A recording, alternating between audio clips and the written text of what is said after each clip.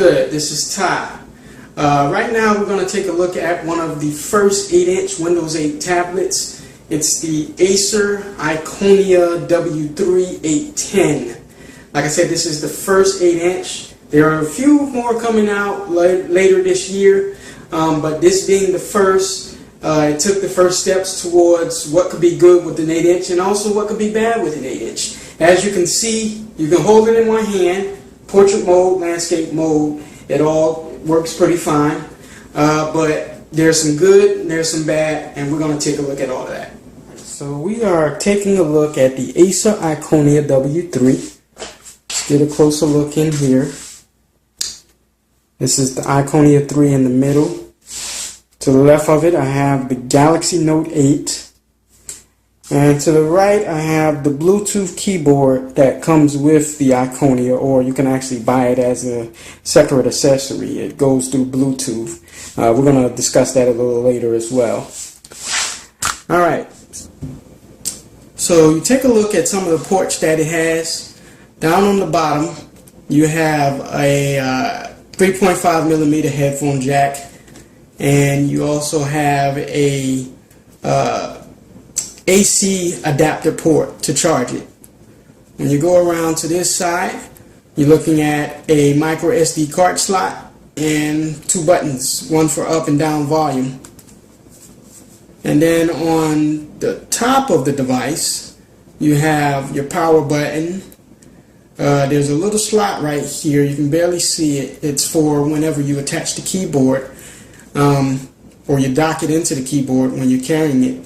You have an HDMI, micro HDMI port, and a mini USB port. Around this side, there's nothing. There's a brushed aluminum finish on this bad boy, so it looks really nice. You have the back camera on the back, and your front camera on the front. And overall, this is not a bad tablet. It's not a bad tablet. It's good for those who want to browse the internet. You have Internet Explorer right there, right on your touchscreen, and it takes you right to the website that you need to go to. As with any Windows 8 touchscreen device, you're swiping from the top to close anything that you start from the start screen. You can actually add folders to the start screen. You can install your own apps to this, because this is a full Windows 8 tablet. It's not the RT version.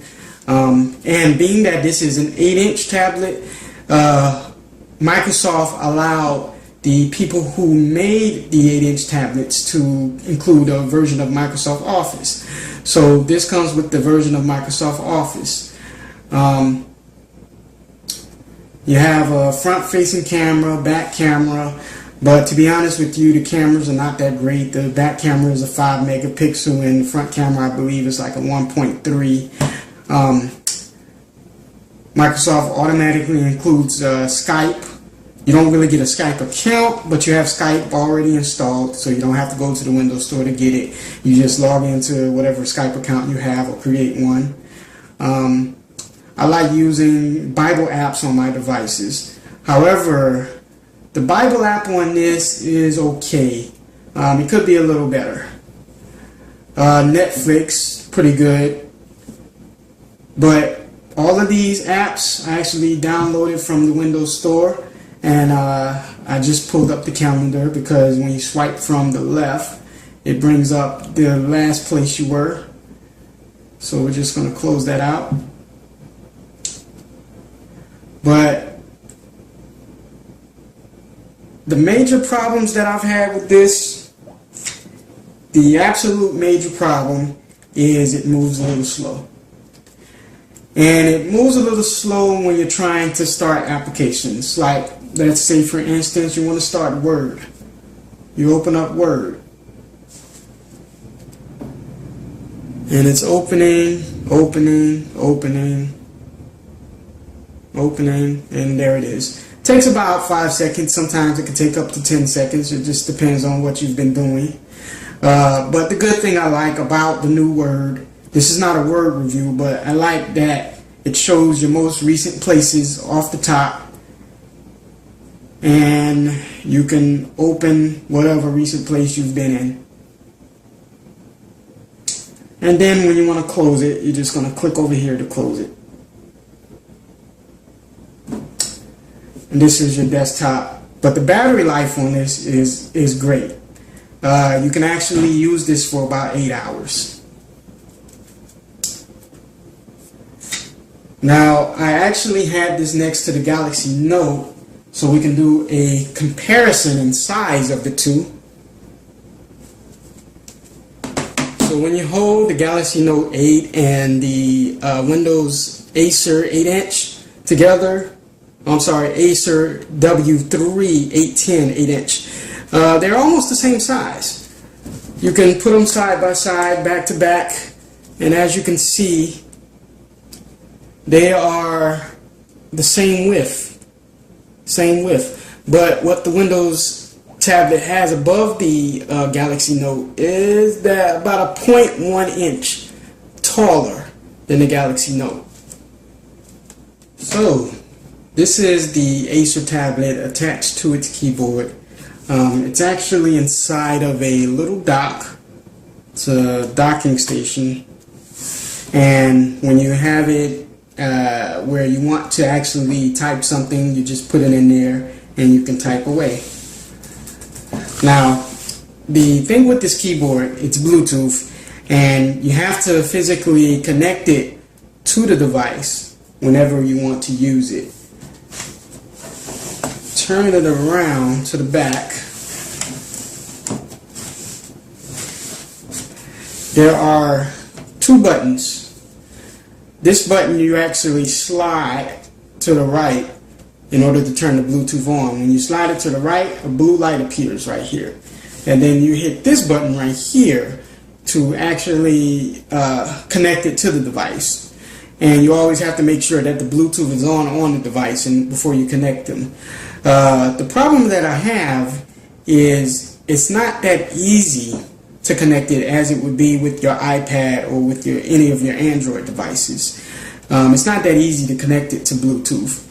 And I think this is more of a Windows issue rather than the Acer issue.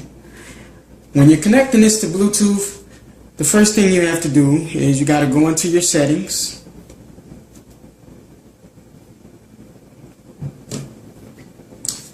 You have to go to devices, and you go to keyboard. Now, the keyboard is in there because I've recently connected it to the tablet.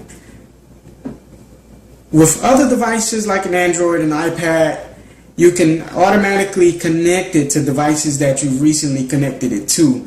It's not the case with Windows. I actually have to physically remove the keyboard by clicking that little icon, and then I check remove, and it removes the keyboard.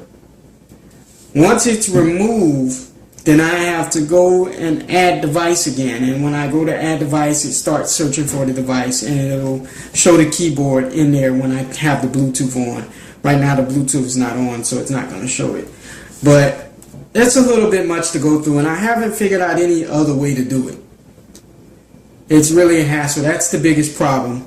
I thought that the keyboard was automatically disconnecting from the device whenever I was using it, but it actually stays on most of the time. If you're using it for long periods of time, the keyboard pretty much stays connected to it. It's just the whole having to reconnect it. Back here is a little area where you can connect the tablet to the keyboard, and you're using that to carry it, but that actually adds a lot of weight to it. I really don't use it that much that way.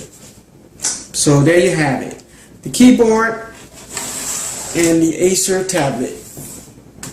Overall, it's not a bad device, but if you're looking for something that's going to be good on speed, you want it to be good on speed when you're running applications, and you want to be able to install any application to it. Although it's going to install any application and take it, it's not going to run it as fast as you would like to. You can wind up wasting a lot of time waiting on things to load, and that can be a little redundant. But one of the good things about it is the fact that you can load any application to it.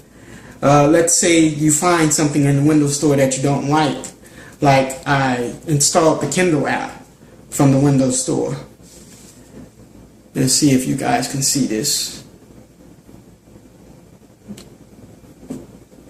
It's taking a little time to load.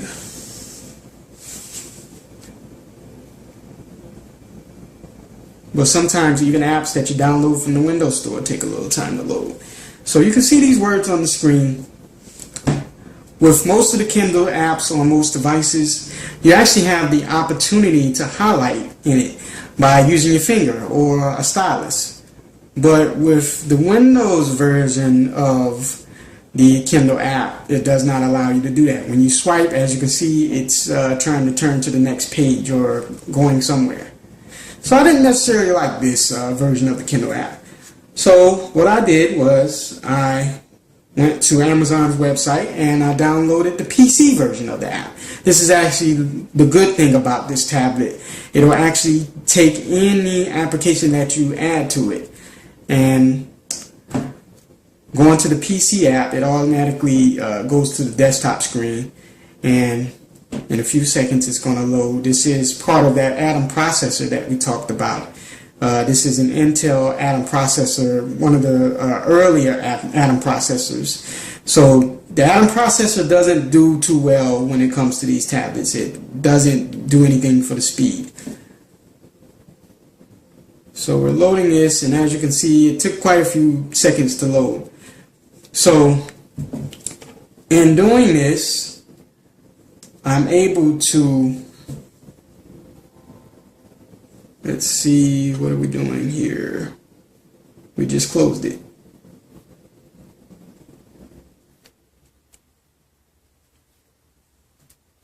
Okay. Now, I downloaded the PC version of the app and figuring maybe I can highlight in the PC version. But when I hold my finger onto a word, it will highlight that one word, but it does not allow me to highlight anything other than that one word. So the PC app on the tablet is not that great either. However, I can highlight in the PC app if I attach the mouse to this, in which it has a micro USB port, so you can get one of the micro USB port dongles and connect a USB device. That includes a flash drive, a mouse, or whatever you want to connect to it. That's a good thing about it. So overall, I would have to give this device a 6. It's very good on battery life. I can load any application I want to it. But what brings it down is the speed. It doesn't move as fast as you would like. It takes a little while for applications to load. Being that it is a tablet, you would expect the applications to load a little faster. And it's actually a little heavy to be a tablet. It's 8-inch, and it's kind of heavy for an 8-inch tablet. In comparison to the Galaxy Note, the Galaxy Note is fairly light. So we're giving this an overall 6. Thank you guys for taking time to view my video, and just be on the lookout for any other videos that I come out with in the future. I plan to review other tablets as they come out, as I can get my hands on them. So just be on the lookout for that. Peace. God bless.